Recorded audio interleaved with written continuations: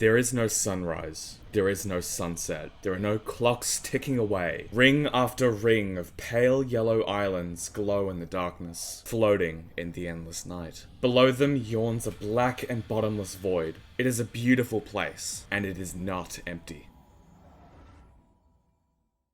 The End is a place which harbours great disquieting beauty and immense mystery. Though barren, beings of magnificence live. Gracefully, they walk about the lands, the worlds, the heights, and the depths. But what are they? What is this inconceivable place, unlike any other? This realm, devoid of light. This world with beings of great and terrible heights. Today, that is what we intend to uncover. And there is so much to unravel. So much so that we may run out of time trying to go through it all. If you enjoy the video, consider subscribing. First, let's start simple in the dark dimension in which Endermen reside.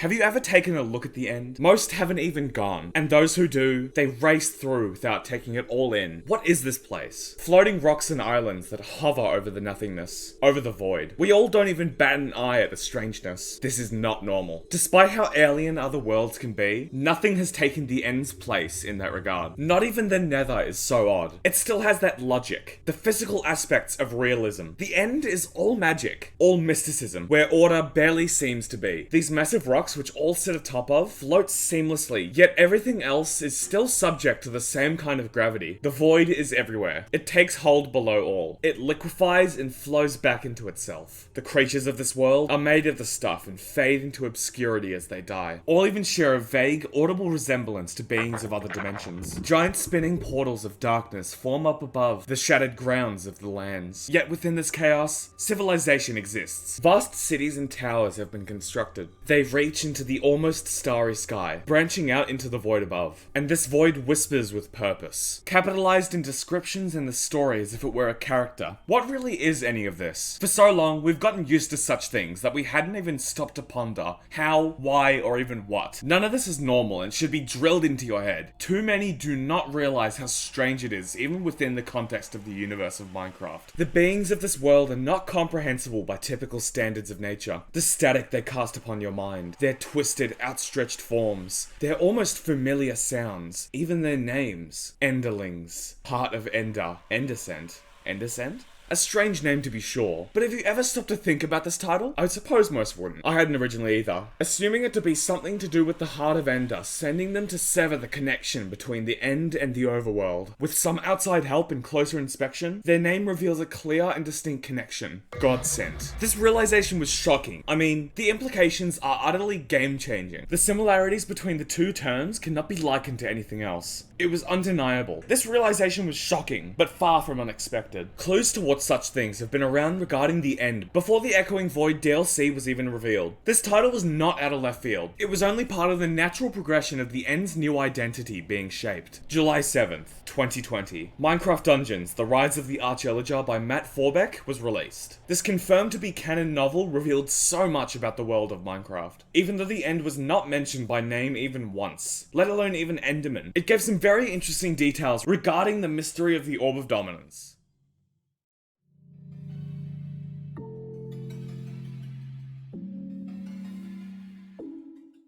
Spoilers ahead. During the events of the novel, the Arch-Illager attempts to invade the Squid Coast for the first time, but fails. He's dragged away by an undead horde led by a necromancer that had interrupted the fight. Now in the Desert Temple, Archie and the Orb are then guided through the structure by another necromancer, where he is eventually led to the Nameless One. The ruler of the undead knew of the Orb of Dominance, and its power, and what it could offer it. The Orb of Dominance has the power to make my minions, all of them, immune to the ravages of sunlight. This is how the undead were protected from sunlight in Minecraft Dungeons. Archie and the Nameless One made a deal, combining their powers to change the world forever. But during this confrontation, the Nameless One had some interesting words to share with Archie regarding the artifact and its place of origin. Chapter 19. In many ways, your staff is a twin to my own. The Nameless One waved its emerald-topped staff about. The power of mine stems from the night of this world. Your orb's power, however, comes from somewhere far beyond. These words have so much meaning behind them, which could easily be fuel for later theories. But for now, we'll focus on that last part, somewhere far beyond. The undead ruler, this being of such stature and importance, could have described the end in so many ways, but choosing these words specifically. The end is somewhere far beyond. That is something truly special. From just there, you may see where Mojang's direction for the end was starting to head. But that is not the only thing in this book regarding this place, or rather something from that place. The Orb of Dominance offers the Arch-Illager many abilities over time to help with his conquest of the overworld. We know many of these abilities from the game, but there are some shown in the novel that we don't get to explicitly see. One of these is a magical kind of vision granted to Archie, enabling him to see environments from all kinds of angles by peering into the orb. He can view the world from even high up in the sky, but when considering the sights he could behold, the orb makes a very interesting remark. Chapter 24. With the help of the Orb of Dominance, Archie had access to the view of a bird.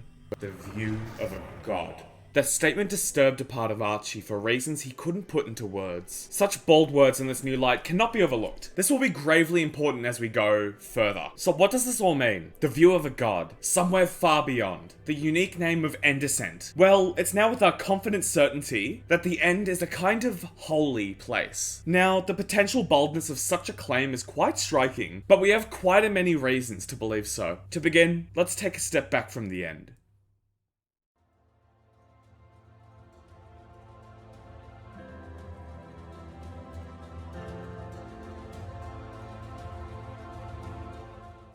The villages of the overworld may seem somewhat uninteresting at first. Apart from being a source of unintentionally free valuables, they have great importance to the world of Minecraft. There's an interesting thing to take note of when interacting with them. Well, actually several things, but let's focus on one thing at a time. The clerics are an important part of villager cultures, acting similarly to real religious officials, working in their churches from which worship can occur. That's why their profession may be one of the most important to analyze. Their robes and garments are very peculiar. Gold accents line the purple cloths. Interestingly, necromancer robes, which are also described as priestly in the Minecraft Dungeons novel, also share this coloration. Now, what if I told you the consistent violet coloring of these priestly attires are of significance? You might think it's a bit of a logical leap to think that anything purple must be related to the end. Well, we may have once been inclined to agree with you on this point, but the evidence of this connection only leads us deeper. Looking at the trades of the cleric, we see a number of interesting but mostly unsurprising things. Most of the trades have to do with brewing, enchanting, and magic overall. Not too surprising considering the role that magic plays in the Minecraft universe. But there are some notable items. Besides the potion ingredients and enchanting supplies, you can also barter with clerics for emeralds using gold. That's a whole other thing that we can bring up and discuss later. But what we're here for is the Ender Pearl trade. The same trade that carried speedruns back before piglin bartering was mainly used. Using emeralds, you can trade with them to receive Ender Pearls. They have them on hand, which is pretty interesting. But what makes this interaction even more special is that only expert level or master level clerics can actually give you pearls. They clearly must hold them in high regard. If only high level religious officers can carry these pearls. You may think that it just has to do with the amazing magical properties of the pearls. After all the trades of the clerics have to do with magic in some way. We now know better, however. Now, why would villager clerics hold these pearls to such importance? Well, to answer that, we must look to the past.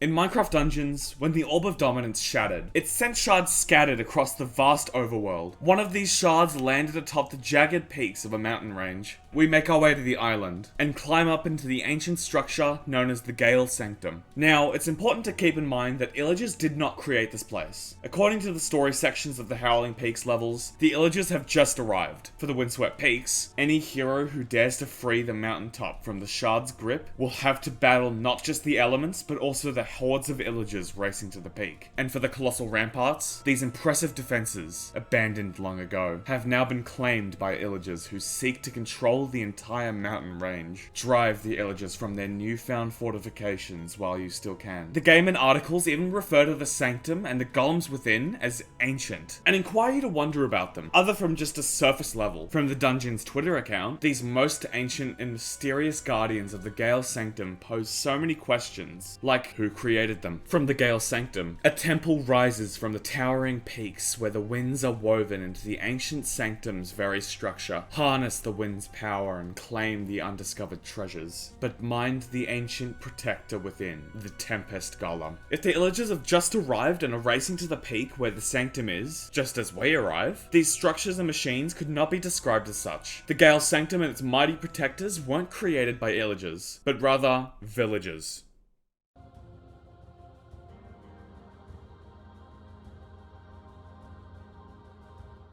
The designs of the golems themselves heavily tug at this as well. The golems have that same monobrow designed onto them, like that of the other golems made by villagers. The iron golems have this design, with the guardians sharing this feature as well, and we know they were made by villagers, due to the statues of them present in the ocean monuments and ruins. But the iron golem shares a very similar hood-like shape atop its head, to the gold one on the squall golem. We see ancient villagers used to wear this sort of hood in the past, as the statues in the monument depicted the villagers as such. This place is of villager origin. Now, what does any of this have to do with the end? Well, the Gale Sanctum is heavily related to the end. There's no point in sugarcoating it. The architecture of the mountain range and its ancient structures resemble that of traditional East Asian buildings. Floors with layers of roofs as they go up, pagodas, torii gates, Toro-styled lamps, and more to list. The only other place where so much of this type of architecture exists is the end with all its cities. Gates, lanterns, lamps, and towers. They even have the same pillars that summon mobs to guard specific locations. The lanterns of the Gale Sanctum and similar structures dotted around the windswept peaks also depict the Heart of Ender with its 3 eyes and the lower jaw its head sits upon. One of the fountains within the Gale Sanctum even contains 2 end portal frames. This is big to see these blocks outside of a stronghold. End portal frames are made with end stone. It is impossible for anyone of other dimensions to enter the end without someone from the other side letting them in, granting them these frames made with materials specifically from that dimension. That's why structures such as the Gale Sanctum and the stronghold with these portals share architecture from the end. They were made in part with beings from the dimension. Speaking of contributions, let's discuss more about the golems of this place. They are unbelievably interesting. Squall golems are the beautiful lanky machines made to defend the sanctum once activated. We know what they do,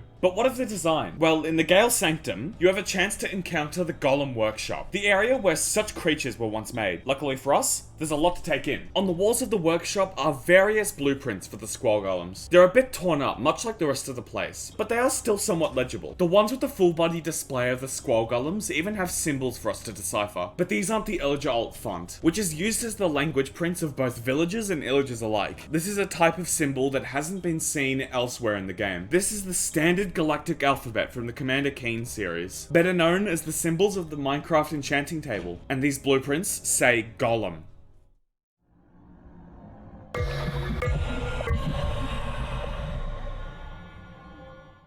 Now, we speculate that these symbols are of the Enderling language. Besides the fact that there's only one other species that could have taken part in the golem's construction, and that villagers and Illagers haven't actually once been shown to use these symbols while writing, even in the Gale Sanctum itself, which primarily uses Illager alt, there's also a potentially more magical side of things. Enchanting may draw power from the end. To start, enchanted items, enchantment points, enchanted mobs, enchanted beams, etc. are often depicted in purple. When using the Eyes of Ender, the End Descent become enchanted. When the Arch-Illager wields the Orb of Dominance, he can enchant his allies during the fight. The Arch-Illager even glows purple and uses enchanted mob VFX and particles when overtaken by the Heart of Ender. The enchanting table symbols could be of a holy language, which may allow the End's power to be flowed into whatever it may be. The Tome of Duplication, an artifact from the End, does work in such the same manner. The description reads as follows: a magical tome which when read is capable of duplicating items such as food, potions, and explosives. You can even channel the power of the void through enchanting, as we see with the Void Strike enchantment. Another possibility, though perhaps not mutually exclusive to the previous one, could be that the villagers paid homage to the Enderlings by using this language. It could very well be similar to how the Roman Catholic Church almost exclusively wrote and used Latin with scripture, as they felt it to be more dignified and scholarly. Nonetheless, the Enderling significance of these symbols on the blueprints is there, and it has its precedence.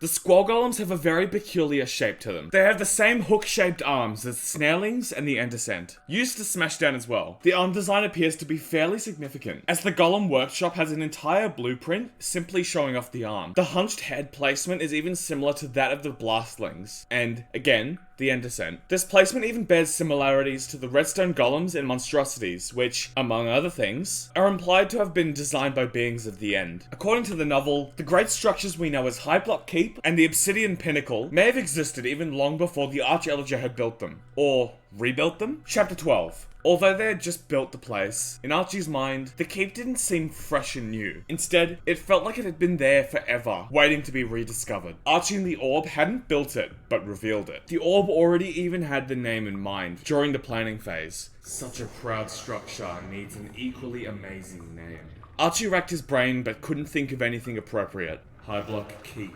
At this point, Archie wasn't sure if he or the orb had come up with this name. He only knew for sure that it fit perfectly. This has a very clear and direct message being thrown at us. High Block Castle was a place once created and inhabited by someone else. But who? Well, by now, you could probably guess. The novel continues to choose its words very particularly when describing not just the structure itself, but in the ruined state which Archie originally didn't even realize he found it in. Chapter 9. He came around the final bend in the pass and gasped to see a massive doorway towering in front of him. When lightning flashed, he could see handles on the doors placed high above his reach. Archie could only imagine who could have built such a place. Archie may have only had the knowledge to simply imagine, but we don't have to. The novel makes a big deal about the size of the keep throughout. We couldn't even fit all the possible quotes into the script, but one of the most important comes from chapter 12. Early on, as Archie first steps into his new home, the narrator states, the place was massive, like it had been built for people much larger than the little Illager. This is the most clear-cut statement. Who could have been so tall to fit this massive place? Enderlings. Now, we had already stated that redstone golems and others were implied to have been created by end beings. Let's dive a bit deeper into that. As Archie heads into the hollowed out mountain where he finds the orb, several redstone golems are found deactivated, kneeling by the door. Archie nor the Illagers had created the golems, as I had once thought. They were there before the Illagers had laid claim to them. The novel also says in chapter 13, had someone else once controlled the orb? Whoever they were, they had probably controlled the redstone golems he'd found too. They might have even built the amazing creatures themselves. This is the most obvious clue, of course. But there's still more. The redstone creatures commanded by the Arch-Illager were originally of Enderling design. The redstone golems even have the same slit-eyed appearance as an Enderling, specifically in the cinematics. The same hunched back as a blastling or endercent, and the head even resembles the endercent with their slit-eyed oculars low down on their relatively tall heads. The redstone monstrosity is the easiest to see the connection with its visage, appearing like that of the Heart of Ender's perfect form, its 3 eyes and the horns on the side of its head. This only makes it more obvious that Enderlings had created the castle, door handles above Archie's reach, the massive scale of the complex, the context of the golems, and the implications of the previous inhabitants. Even in game, we see that the halls and archways are massive, perfect for such sizable creatures, and their creations. The architecture in the Gale Sanctum, and by proxy the Golem Workshop, shares many such similarities. With high shelves and tables out of reach, villagers would have a tough time working here. It would be much better suited to beings that are tall and can teleport around, especially when you take a look at the furnaces used for smithing, smelting, and forging. It is obvious that beings of great grand heights would have helped with the creation of such a place, and with such machines. Another thing to note is that one of the wind banners on the ancient structures of the mountain range also bears resemblance in both pattern and texture to that of some of the end banners found in the Citadel. I do not believe these similarities are without reason, especially with the rest of the evidence adding to the connection.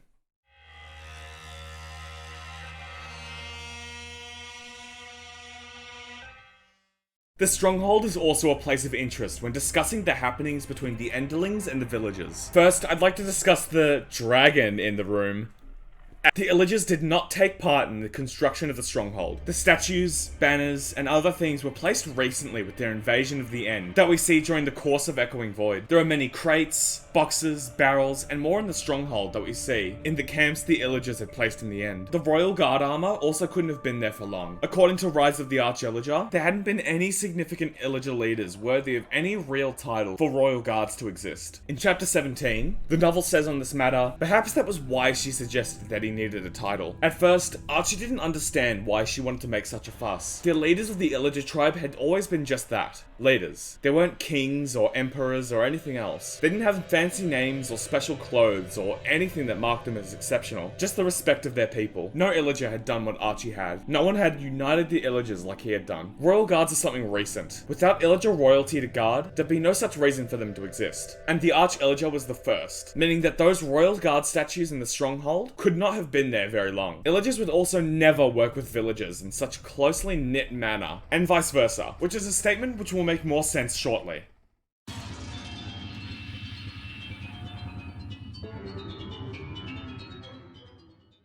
The Stronghold is a vast underground fortress with numerous obvious connections to the End. The End Portal, books depicting the Heart of Ender, the elevator with a nearly identical design to those in the End, the vast spaces and heights of it all, the massive chains similar to those in the Citadel's obsidian gate towers, the high-up bookshelves and libraries that no villager could dare to scale or even reach, the Eye of Ender symbols in side areas as well as the doors that only open if all eyes are placed into the portal. But with villagers, how do they fit into this? Well, quite similarly to the circumstances of the mountain range of Howling Peaks. We can see statues of villagers throughout, one in a side area and a few deep down in the Stronghold vault. Throughout time, such alliances have formed with beings of the End, the Enderlings seemingly granting the overworld glory and security. With all this history, of course the villagers to this day would remember at least to a degree. The fact that villager clerics specifically consider the Ender Pearls and the purple coloration significant is no surprise. One space they shared, the Gale Sanctum, is literally a sanctum, a sacred place of worship. The fact that it holds so many markings of the End, and its presence coupled with the somewhere far beyond statement of the Nameless One, says a lot about the nature of the End. So let's head back to the End once more to tackle this.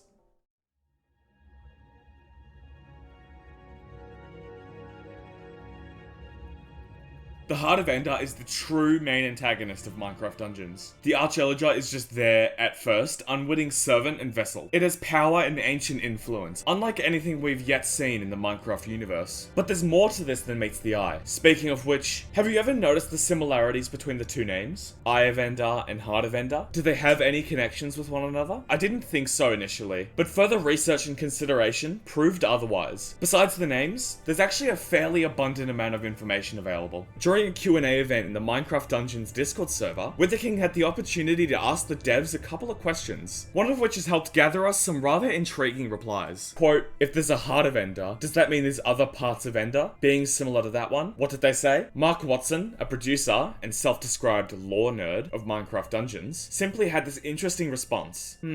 Mons Olsen, a game developer for various Minecraft projects, including Dungeons, gave a slightly more direct response. There is such a thing as Eye of Ender in regular Minecraft. Are they related? Who knows? This is already quite interesting, and the implications here, yet again, cannot simply be ignored. But we have more to share than just this. The power of these artifacts are more alike than we may have first realized. They both have enchanting capabilities, first of all. The Heart of Ender, as it is known outside of the End, the Orb of Dominance, can be used to enchant other beings and empower them. The Eyes can do the exact same. When the Endersent emerge from the End portal during the events of Echoing Void, they take the Eyes of Ender, deactivating the gateway to their world to prevent further trouble, while their people can deal with the hordes of villagers, who have entered uninvited and unwelcome. Later on, the Eyes enchant them, giving them traits related to their specific titles. The Spiked Eye granting Thorns, Blight Eye granting Poison Cloud, etc. The Eyes are most likely sentient, just like the Orb. When you grab hold of an Eye of Ender, it growls at you.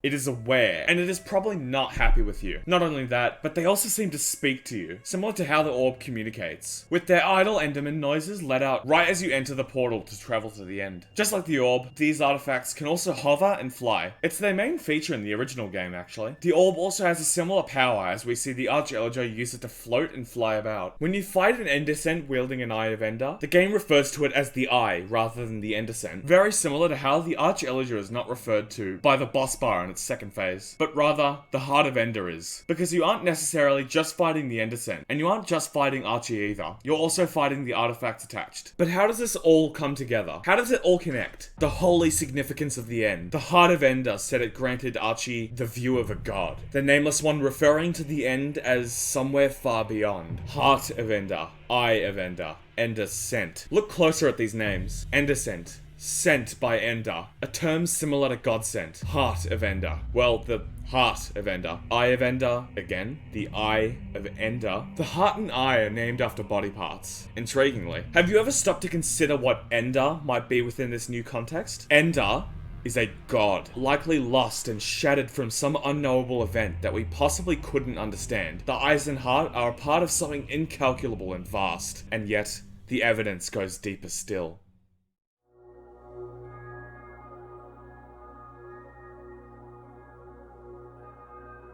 The End, as we've seen, contains many connections to holiness and, surprisingly perhaps, biblical connections. The Vexing Chant artifact, a lost evocation found within the End, summons Guardian Vexes to the user's aid. Guardian Vex sound a bit similar to Guardian Angel, doesn't it? Well, there's more to it. The Guardian Vex was originally going to be called the Seravex, according to the Dungeons game files. A name very similar to Seraph, otherwise known as the Seraphim in plural. Beings high up in the biblical celestial hierarchy which circle the throne of God. Seraph also roughly translates to Burning One. In the universe of Minecraft, what else do we see in the End that may be considered high up in its celestial hierarchy? Perhaps close to this god, Ender? The Heart of Ender, with all of its fire and flames. The heart and eyes even seem to be treated as such within the End itself. Throughout the End, we can see imagery resembling them in various ways. From more minor, simplistic visuals, such as many of the doorways having horn-like protrusions from their sides, or the strange shapes on some of the furniture, to more outright depictions in places such as banners, the Citadel courtyards, and the End Shrine. Here, we see the Eye of Ender's form, clearly, in a place where Enderlings, at least once, seemed to hold sacred.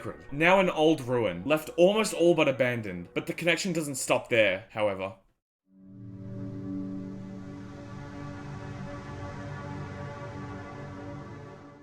Within the depths of High Block Keep, strange symbols can be found. Not just in High Block halls, but deep in the forgotten dungeons far below the Illager-populated halls. The Underhalls. I haven't ever even noticed them, but according to Wither King, this had always intrigued her. It wasn't until much later that she'd find something that really tied this theory even further together. This strange and intricate symbol which can be found all over High Block Castle. Within the files, this symbol is referred to as the mandala, a type of art piece using symmetrical geometric placement of imagery. Most commonly associated with many Eastern religions such as Buddhism, Hinduism, and more beyond just that. Mandalas are visual representations of various aspects of spirituality. It is a spiritual guidance tool, in a way, that can represent many things. The universe overall, the wholeness of it. The universe as its ideal self. It is also used as a representation of a deity, or as a map of deities. In Christianity, it represents all things encompassed by God. One type of imagery also considered by some to be at least reminiscent of a mandala, the Celtic cross,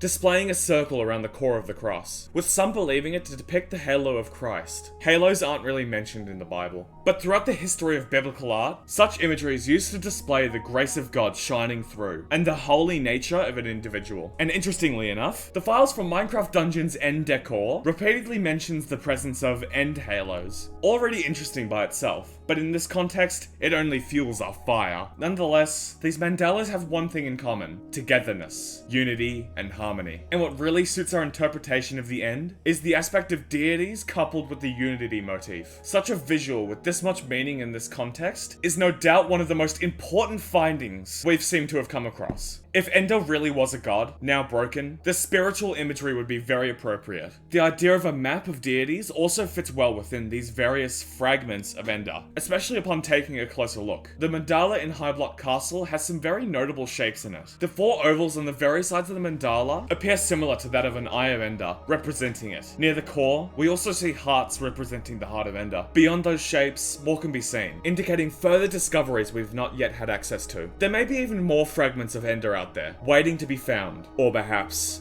waiting to find someone else. The rest should be made clear now, as clear as chaos can be. The end is an eldritch and ethereal place. It is a wonderful world with a rich yet unclear history. So many more questions yet remain. What power do the eyes hold? Have the Enderlings meddled elsewhere? Who else could have held the orb in the past? I suppose we may never know, right?